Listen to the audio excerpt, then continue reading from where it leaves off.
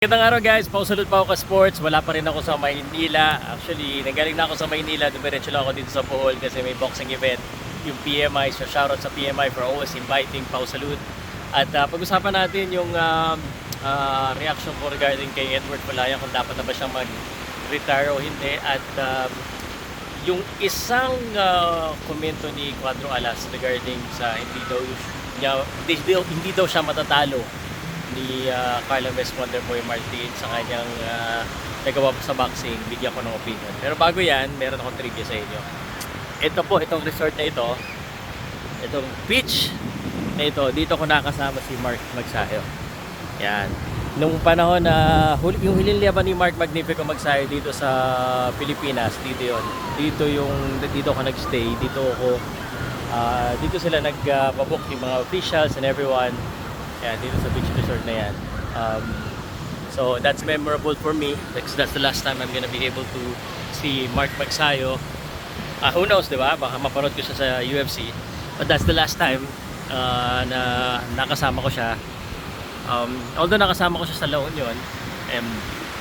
Yun, anyway, yung laban niya, naririnig natin, Cortez, Shakur Stevenson pala, ano na rin, sa Zuffa na rin.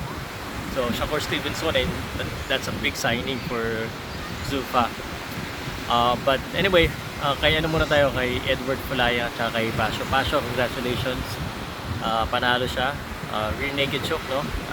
Napanood ko lang yung highlights kasi nga nasa bakasyon ako. Tapos yung kay Edward Palayan, maraming nagtatanong ko na daw reaction ko kung ano daw sa tingin ko dapat pa mag-retire na o hindi. So hindi na maganda yung record ni Edward Palayan in his past few fights. Ilan fights, ang dami, no? Although in last 3 fight, panalo isa. Lumalaban siya once a year, may bakante pa.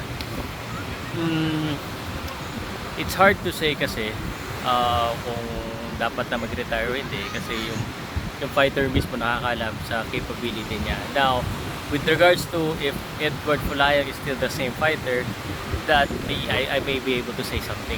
I don't think he is. Of course, obviously, tumatanda na. Iba na rin yung laro niya. Iba na rin yung pagtanggap niya ng suntok. Kasi ganoon naman talaga eh. It's not just Edward Palayan, it's everyone. So, yun ang issue.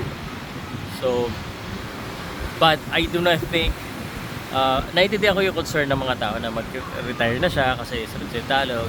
They're just retired with the health of Edward Palayan. Pero again, ano to eh, trabaho nila, business to eh. So if he can recover for another year, nagpahinga ulit siya, he can fight another.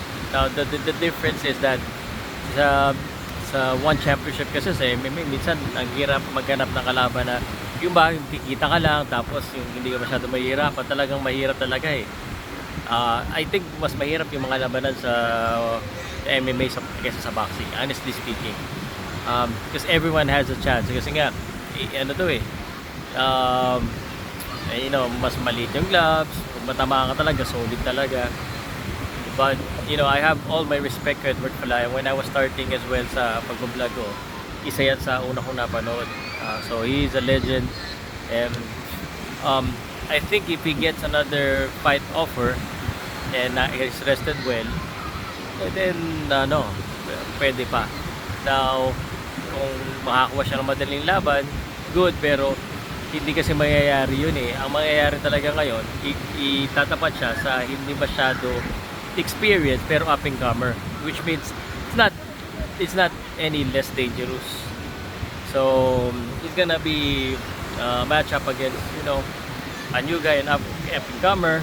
So yun, you know, parang natural progression din kasi ng fighter. Minsan, unfortunately, yung word na sinasabing stepping stone or gatekeeping, yan talaga eh. I mean, who would not want to fight Edward Palayan? Especially, he's no longer in his prime. But I am not saying na hindi niya kaya manalo. Kaya niya. Yun nga lang. I mean, he's already in a disadvantage. Regarding kay Casimero, shoutout sa inyo guys. Sa shoutout sa content ng Casimero, diba si Pam. Natawa ko sa mga tao. Anyway, ang masasabi ko dyan,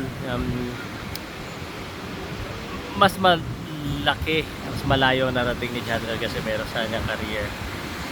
it's because of the situation that he's in.